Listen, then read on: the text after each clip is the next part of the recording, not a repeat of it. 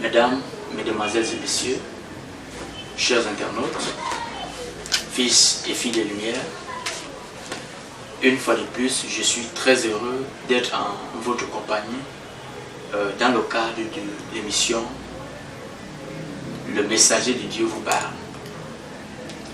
Le Messager de Dieu vous parle est une émission qui a pour objectif de réveiller les vierges, les maintenir éveillés afin d'être enlevés, selon Matthieu chapitre 25, le verset 1 à 13, au travers de la Sainte Doctrine, car Jésus-Christ est à la porte.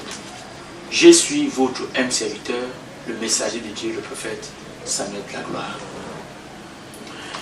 Nous allons continuer notre enseignement sur la question qui m'avait été posée. Prophète, comment grandir spirituellement? Prophète, comment grandir spirituellement? Lors de l'émission précédente, j'ai commencé par dire ceci. Pour grandir spirituellement, la première des choses qu'il faut connaître, qu'il faut découvrir, ou il faut avoir la révélation, c'est son identité. J'ai dit que la croissance spirituelle commence lorsque vous découvrez votre identité, lorsque vous avez la connaissance de qui vous êtes, la révélation de qui vous êtes. Tant que vous ne connaissez pas votre statut en Christ, votre statut dans le royaume, votre statut en tant qu'enfant de Dieu, il est impossible. Je ne suis pas en train de dire que ça peut être impossible. Je dis, il est impossible de grandir spirituellement. Donc, votre croissance spirituelle commence par la découverte de qui vous êtes. La découverte de qui vous êtes. Et j'avais dit ceci. Le fait d'être ignorant de son statut ou de son identité spirituelle fait en sorte que les choses dont Dieu vous a délivré vous influencent. Donc le fait d'être ignorant de son statut nous met en dessous de ce dont Jésus-Christ nous a délivrés. Donc, pour toi qui ne connais pas qui tu es, les choses dont Jésus-Christ t'a délivré t'influencent. Donc, il est très important de connaître son identité, de connaître son statut en tant qu'enfant de Dieu. Bien-aimés, et nous avons lu Psaume chapitre 82, le verset 6 qui dit « Vous êtes des dieux. Vous êtes des dieux. Vous êtes les fils du Dieu très haut. » Bien-aimés, dans ce verset biblique, nous avons une révélation terrible. Vous êtes les fils de Dieu. Vous êtes les fils du Dieu très haut. Donc, en tant que fils de Dieu, nous sommes des dieux. Regardez, Ève avait été séduite en fait parce qu'elle ne connaissait pas son statut. Elle ne connaissait pas qui elle était. Satan a dit, si vous mangez, alors vous allez devenir des dieux. Satan a, comment dirais-je, proposé à Ève ce qu'elle était déjà. Donc Ève était en train de convoiter l'identité, au fait, que Dieu lui avait déjà donné. Ève était en train de convoiter ce qu'elle était déjà. Donc Satan était en train de proposer à Ève ce qu'elle était déjà. Mais puisque Ève était ignorante de son identité, elle a commencé à convoiter ce qu'elle était déjà. Vous voyez que l'ignorance ici a amené Ève à être assujettie par ce qui devait être en dessous d'elle. Satan était en dessous d'Ève, mais Satan se retrouvait en train d'assujettir Ève à cause de l'ignorance d'Ève, parce qu'elle ignorait qui elle était. Donc, tout fils de Dieu, tout véritable enfant de Dieu, bien-aimé, est un Dieu. Je dis, tout fils de Dieu est un Dieu. Tout véritable enfant de Dieu est un Dieu. Vous êtes des dieux. Vous êtes les fils du Dieu très haut. Donc, toi qui es fils de Dieu, comprends ceci. Tu es un Dieu. Et j'ai dit ceci. Lorsque nous lisons la Bible dans le livre de Luc chapitre 10, le verset 19, nous comprenons qu'en fait, en tant que fils de Dieu, Dieu nous a donné le pouvoir. Parce que la Bible dit que Satan est le Dieu de ce siècle. Et la Bible dit dans le Psaume 82, le verset 6, que nous sommes des dieux. Donc, nous comprenons que nous sommes des dieux avec petit d. Satan aussi est un Dieu avec petit d. Mais quelle est la différence? La différence, c'est que nous sommes des dieux ayant reçu le pouvoir. Satan est un Dieu ayant reçu la puissance. Nous sommes des dieux ayant reçu le pouvoir. Mais Satan est un Dieu ayant reçu la puissance. La Bible dit, je vous ai donné le pouvoir de marcher sur les serpents, les scorpions et sur toute la puissance de l'ennemi, et rien ne pourra vous nuire. Donc vous voyez, Satan a la puissance. La maladie dont tu fais face à la puissance. Le problème dont tu fais face à la puissance. La pauvreté à la puissance. Mais la vérité, c'est que toi, tu as le pouvoir qui est au-dessus de la puissance. Donc, regarde, tu peux marcher sur cette maladie, tu peux marcher sur ce problème, tu peux marcher sur cette situation, tu peux marcher sur la pauvreté. Je sais de quoi je parle. Tu peux marcher sur la pauvreté. La pauvreté n'a que la puissance. Mais toi, tu as reçu le pouvoir de marcher sur la puissance de la pauvreté. My God. Toi, tu as reçu la puissance de marcher sur la pauvreté. Donc, regarde, marche aisément. Parce que la puissance est, le pouvoir est suffisamment, au-dessus, tellement au-dessus de la puissance. J'ai dit, est tellement, tu ne peux pas imaginer ce que c'est le pouvoir. Jésus a vaincu Satan avec sa puissance en utilisant le pouvoir qui lui avait été donné par Dieu. Si tu pouvais imaginer qui tu es, regarde. Tu ne peux pas grandir spirituellement parce que jusqu'à présent, tu ne connais pas qui tu es en Christ. Le sorcier a la puissance, mais toi, tu as le pouvoir sur le sorcier. Parce que toi, tu as le pouvoir, lui, il a la puissance. Tu ne connais pas qui tu es et ce que tu as. Le fait de ne pas connaître qui on est et ce qu'on a fait en sorte qu'on soit assujetti par les choses dont Jésus nous a délivrés. Regardez Satan au désert avec Jésus. Satan est venu dire à Jésus, si tu te procèdes devant mon regard, je vais te donner tous les royaumes de la terre. Ce que Satan donnait à Jésus, est-ce que ça n'appartenait pas à Jésus? Vous voyez, il est venu, il voulait refaire la même chose qu'il avait fait à Adam et Ève dans le jardin. Mais comme Jésus connaissait qui il était, il n'a pas fléchi. Alléluia. Comme Jésus connaissait qui il était, il n'a pas fléchi. Mais attends. Mais Satan, la rose croix vient vous présenter la richesse, la franc-maçonnerie vient vous présenter la richesse, les sorciers, les marabouts vous présentent des choses. Donc Jésus vous a déjà donné toutes ces choses-là. Mais vous partez fléchi devant quoi? Vous ne connaissez pas qui vous êtes. Si vous voulez suivre cet enseignement, vous pouvez aller sur notre chaîne YouTube, Vrai Évangile TV, ou sur notre page, Vrai Évangile TV. Vous allez suivre cette première partie. Vous allez suivre cette première partie. J'ai démontré tellement de choses là-bas. Voilà. C'était juste un petit résumé, un bref aperçu, n'est-ce pas? Pour ceux qui n'ont pas suivi cette première vidéo, cette première partie, vous pouvez rentrer, comme j'ai dit, dans notre page Vrai Évangile TV ou notre chaîne YouTube Vrai Évangile TV. Nous allons prendre la deuxième partie. J'ai dit, la première marche, c'est découvrir qui on est. Maintenant, la deuxième étape, comprenez bien ce que je vais dire. La Bible dit dans le livre de Proverbes, chapitre 4, le verset 23. Ouvre ta Bible avec moi. Proverbes, chapitre 4, le verset 23. Lisons ce que la Bible dit.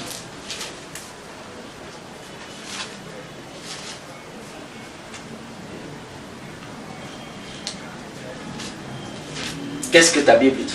Proverbe chapitre 4, verset 23. Garde ton cœur plus que toute autre chose, car de lui viennent les sources de la vie. Garde ton cœur plus que toute autre chose, car de lui viennent les sources de la vie. Pourquoi la Bible demande de garder son cœur plus que toute autre chose? Waouh! Écoutez-moi bien.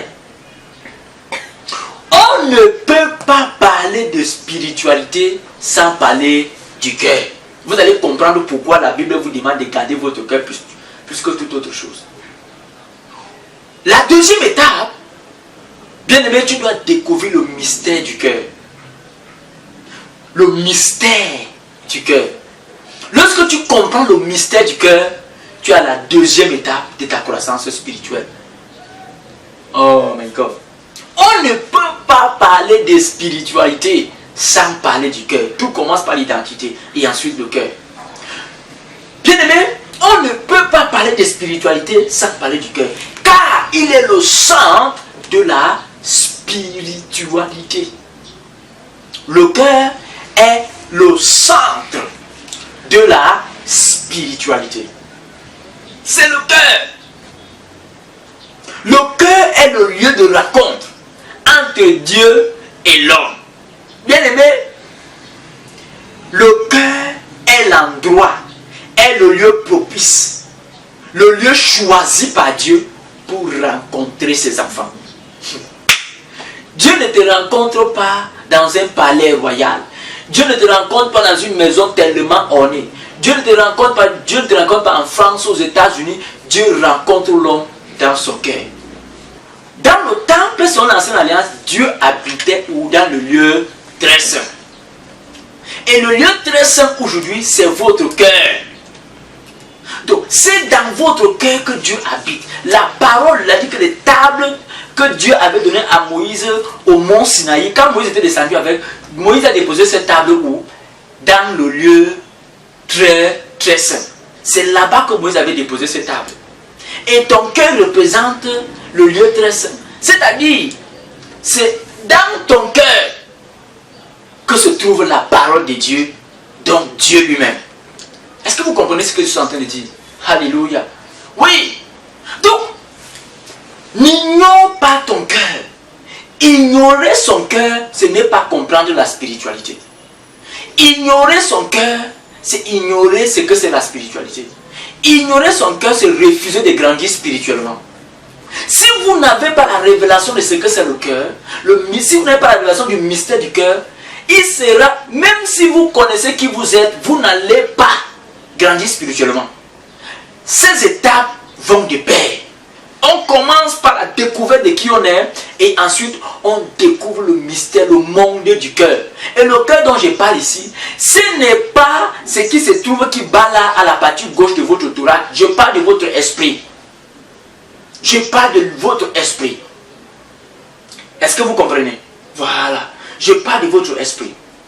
Bien aimé, le cœur est le canal par lequel Dieu parle à l'homme. Il faut que je vous dise d'abord ces choses pour ensuite continuer. Le cœur est également le canal par lequel Dieu vous parle. Vous voyez, j'ai commencé par dire ici que on ne peut pas parler de spiritualité sans parler du cœur. Le cœur est le centre de la spiritualité. Le cœur est le lieu de rencontre entre Dieu et l'homme. Le cœur est l'autel. C'est la demeure de Dieu en esprit. De lui viennent les sources de la vie. C'est le canal par lequel Dieu parle à l'homme. Vous voyez pourquoi la Bible dit quoi? Garde ton cœur plus que toute autre chose. Voyez? Pourquoi la Bible demande de garder son cœur plus que toute autre chose? Parce qu'on ne peut pas parler de spiritualité sans parler du cœur. Le cœur est le lieu de rencontre entre Dieu et l'homme. Le cœur, c'est le lieu très saint. Le cœur, c'est l'autel. Le cœur, c'est la demeure de Dieu en esprit. C'est au travers du cœur que Dieu parle à l'homme. C'est dans le cœur que Dieu rencontre l'homme. Bien aimé, ce n'est pas en allant, Dieu ne rencontre pas l'homme sur la montagne. Dieu ne rencontre pas l'homme sur un endroit luxueux ou particulier. Le cœur, l'endroit choisi par Dieu, l'endroit préparé par Dieu pour rencontrer l'homme, c'est le cœur. C'est le cœur. C'est ton cœur. La Bible dit, garde ton cœur plus que tout. Tout. Ça veut dire que ton cœur est précieux que tout. Écoute, Jésus n'est pas mort pour deux choses. Jésus est mort pour le cœur de l'homme.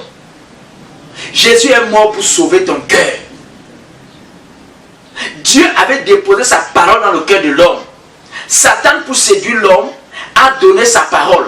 La parole de Satan avait, comment dirais-je, possédé le cœur de l'homme en mettant la parole de Dieu de côté. L'homme est devenu quoi? Fils de Satan. L'homme est spirituellement mort parce qu'il a mis la parole de Dieu de côté en acceptant la parole du diable dans son cœur. Maintenant, regardez, Jésus pour faire revenir l'homme à lui, qu'est-ce qu'il a fait? Dieu, autant que moi, pour faire revenir l'homme à lui, qu'est-ce que Dieu a fait? Dieu a donné Jésus. Et nous savons que Jésus, c'est la parole de Dieu. Claire. Donc, la parole qui était dans le cœur de l'homme, qui avait été enlevée par Satan, pour que l'homme revienne à Dieu, Dieu a refait le même processus, c'est-à-dire qu'il enlève la parole de Satan en mettant sa parole. Et tout ça se joue où? Dans le cœur de l'homme. Tout ça se passe où? Dans le cœur de l'homme. Ignorer le cœur, c'est refuser de grandir spirituellement. Ignorer le cœur, alléluia, c'est accepter de ne pas grandir spirituellement. C'est ne pas connaître la spiritualité. Parce qu'on ne peut pas parler de spiritualité sans parler du cœur. Écoutez, j'ai souvent l'habitude de dire ceci. Votre cœur, c'est vous-même. Ta croissance spirituelle dépend de l'état de ton cœur. Ta croissance spirituelle dépend de l'état de ton cœur. Ton cœur, c'est ta vie. Ce qui domine ton cœur, domine ta vie. Celui qui domine ton cœur, domine ta vie. Ce qui a pris ton cœur en otage, ou celui qui a pris ton cœur en otage, t'a également pris en otage. Si ton cœur est pris en otage par la haine, tu es pris en otage. Si ton cœur est pris en otage, je ne sais pas par quoi que ce soit, tu es également pris en otage, parce que ta vie c'est ton cœur. J'ai souvent l'habitude de dire que, écoutez, Satan ne vous rend pas stérile parce qu'il veut vous voir stérile. Satan ne vous rend pas malade parce qu'il veut vous voir malade. Satan ne vous rend pas pauvre parce qu'il veut vous voir pauvre. La raison pour laquelle Satan vous rend stérile, pauvre, malade, ainsi de suite, c'est pour détruire votre cœur. C'est pour détruire votre cœur. C'est ça la raison de Satan. Est-ce que vous comprenez ça? C'est la raison pour laquelle Satan vous rend malade. Parce qu'il sait qu'en vous rendant malade, en vous rendant stérile, pauvre, vous allez vous soucier, vous allez vous inquiéter. Et puisque vous allez vous inquiéter, c'est votre cœur qui va être détruit. C'est votre cœur qui va être détruit. Écoutez, à partir d'aujourd'hui, ne fixez plus vos regards sur vos situations. Parce que c'est ça le but de Satan. Vous distraire au travers des problèmes. Vous distraire au travers des situations. Afin que lui détruise votre cœur. Plus si vous ne distrayez pas les problèmes, lui détruit votre cœur. Non, à partir d'aujourd'hui, ne te distrais plus sur les problèmes, mais fixe tes regards sur Jésus. Ne fais pas comme Pierre. Donc Jésus avait dit, Pierre, lorsque les apôtres étaient en train de traverser, Jésus, au milieu de la nuit, est venu en marchant sur l'eau. Ils ont dit, Seigneur, si c'est toi, laisse-nous aussi qu'on marche. Pierre a dit, Seigneur, si c'est toi, permets que moi je marche sur l'eau. Jésus a dit, viens. Pierre a commencé à marcher. Au fur et à mesure qu'il marchait, les vagues ont commencé à s'intensifier. Qu'est-ce que Pierre a fait? Au lieu que Pierre continue à fixer ses regards sur Jésus, Pierre a fixé ses regards sur les vagues. Et Pierre a commencé à s'enfoncer. C'est le but de Satan là-bas. C'est le but. Vous voyez, les vagues avaient quel objectif? Engloutir, distraire Pierre. Et les vagues ont réussi à distraire Pierre. Pierre a commencé à s'enfoncer. Donc, ne sois plus distrait par les problèmes. Ne sois plus distrait par les situations. Lorsque tu fais face à une situation, ne fixe pas ton regard sur la situation. Fixe ton regard sur celui qui a vaincu et qui marche sur les vagues de la mer. C'est-à-dire, ne fixe pas tes regards sur les vagues de la mer, mais fixe tes regards sur celui qui marche et qui a vaincu les vagues de la mer, my God. Plus tu vas fixer tes regards sur Jésus, Celui qui marche et qui a vaincu tes problèmes. Toi, tu vas marcher sur ces problèmes. Ton cœur va être épargné. Ton cœur va être épargné de ces problèmes. Ne va pas être distrait par ces problèmes.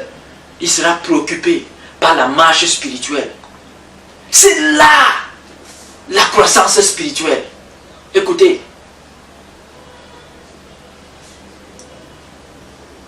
Si vous n'êtes pas en paix, vous ne pouvez pas grandir spirituellement. Et tout ça dépend de votre cœur. Parce que j'ai dit, votre croissance spirituelle dépend de l'état. Écoutez, je vais te poser une question. Ton cœur se trouve dans quel état? Alors, je suis en train de parler. Qu'est-ce qui a pris ton cœur en otage? Tant que tu ne te libères pas de ce qui a pris ton cœur en otage, comment tu veux grandir spirituellement? Puisque la croissance spirituelle dépend de l'état de ton cœur. Regarde, c'est la haine qui t'a pris en otage. C'est la jalousie qui t'a pris en otage. C'est le mensonge qui t'a pris en otage. Toi, tu sais ce qui t'a pris en otage. Mais attends, comment ton cœur n'est pas pris en otage par Jésus? Ton cœur n'est pas possédé par Jésus. Mais tu veux grandir spirituellement selon Dieu. Non, tu ne peux pas. Tu ne peux pas grandir spirituellement selon Dieu si ton cœur est pris en otage. Ton cœur est pris en otage par quoi? Ton cœur est préoccupé par quoi? Qu'est-ce qui attire l'attention de ton cœur?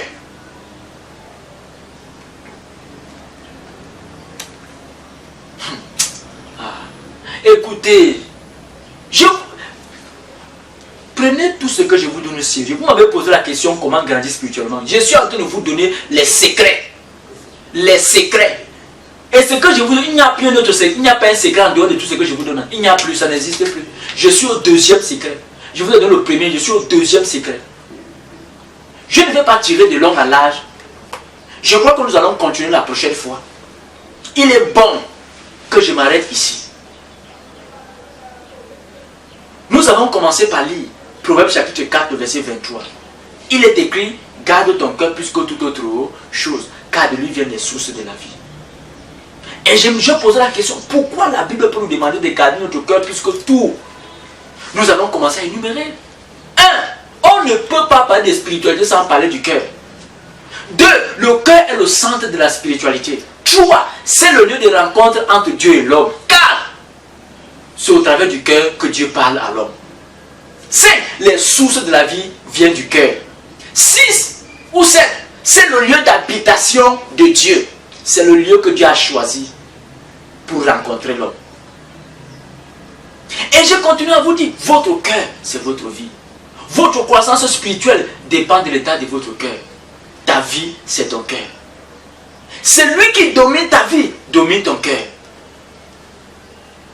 Celui qui a pris ton cœur en otage, a pris ta vie en otage. Parce que ton cœur, c'est ta vie. Ta vie, c'est ton cœur. Est-ce que vous comprenez ce que je dis? Celui qui a séduit ton cœur t'a séduit. Parce que lorsque Satan veut séduire un homme, il séduit le cœur de l'homme. Quand ton cœur est séduit, c'est toi qui es séduit. Vous avez l'habitude de dire, quand quelqu'un fait une mauvaise chose, qu'est-ce qu'on dit? Il a un mauvais cœur. C'est pour dire quoi? Il est mauvais. Quand on dit qu'il a un mauvais cœur, c'est pour dire qu'il est mauvais. Donc, ta vie, c'est ton cœur. Si tu veux changer, écoutez, le changement ne commence pas en lavant son corps physique, en s'habillant bien physiquement ou en soignant sa parure externe. Tant que vous ne commencez pas à changer votre parure interne, votre parure externe va même au contraire être détruite. Proverbe chapitre 4, verset 23 nous a donné le conseil adéquat. J'ai dit le conseil adéquat. Donc, j'ai chuté en disant, c'est pourquoi je vous ai toujours dit, Satan ne vous rend pas malade parce qu'il veut vous voir malade. Satan ne vous rend pas stérile parce qu'il veut vous voir stérile. Il ne vous rend pas pauvre parce qu'il veut vous voir pauvre. Satan vous rend pauvre pour détruire votre cœur. Il vous rend stérile pour détruire votre cœur. Parce qu'il sait qu'en vous rendant pauvre, stérile, malade, vous allez vous concentrer sur la maladie et vous allez oublier l'essentiel. Parce qu'il sait qu'en vous concentrant sur la maladie, c'est votre cœur qu'il est en train de détruire. C'est pourquoi je vous ai donc dit, ne fixez donc plus vos regards sur les problèmes. Ne soyez plus distraits par les problèmes. Parce que c'est le but de Satan, vous distraire par les problèmes, par les situations. C'est ça le rôle des églises aujourd'hui. Le rôle des églises bizarres aujourd'hui, c'est les églises qui ne sont pas les églises de Jésus, c'est distraire les gens en proposant quoi? La guérison, les miracles, ainsi de suite. Voilà le rôle de Satan, vous distraire. Vous distraire par les biens matériels. Maintenant, lorsqu'il vous donne, il vous retire cela, vous devenez malade. Vous voyez, on a le taux des AVC augmente de jour en jour. Insuffisance cardiaque, arrêt cardiaque, ça augmente de jour en jour. Parce que les hommes n'ont plus le regard fixé sur Jésus, mais plutôt sur les problèmes. L'essentiel de ta vie, c'est quoi? L'essentiel de ta vie, c'est quoi? Au lieu de fixer notre regard sur les vagues de la mer, fixe tes regards sur celui qui a vaincu et qui marche sur les vagues de la mer. Ne sois pas comme Pierre. Donc je vais m'arrêter à ce niveau. Je crois que vous avez été suffisamment édifiés. Voilà. Donc, vous voulez davantage m'écouter. Écoutez les messages comme celui-ci. Je vous demande de vous abonner à notre page Vrai Évangile TV ou à notre chaîne YouTube Vrai Évangile TV. Je précise, notre page Vrai Évangile TV ou notre chaîne YouTube Vrai Évangile TV. Pour plus d'informations, ou nous écrire par WhatsApp, nous appeler, ou nous faire également un don par Orange Money. Ou nous faire un don par Orange Money pour dire nous sommes bénis par votre message, nous voulons soutenir ce que vous êtes en train de faire. Vous pouvez nous faire un don au numéro qui s'affiche au bas de votre écran, c'est-à-dire au 6 94 27 86 82, 6 94 27 86 82. J'étais très heureux d'être en votre compagnie. Je reste et je demeure votre humble serviteur, le messager de Dieu, le prophète Samet la gloire, suscité par Jésus-Christ pour réveiller les vierges, les maintenir éveillés, afin d'être enlevés, selon Matthieu chapitre 25, le verset 1 à 13, au travers de la sainte doctrine, car Jésus-Christ est à la porte. Surtout, n'oubliez pas de vous abonner à notre page Vrai Évangile TV et à notre chaîne YouTube Vrai Évangile TV. Lorsque vous vous abonnez, n'oubliez pas d'appuyer au niveau de la cloche de notification pour que chaque fois que nous sommes connectés, que vous soyez alertés. Restez spirituellement connectés. Je vous aime. Shalom.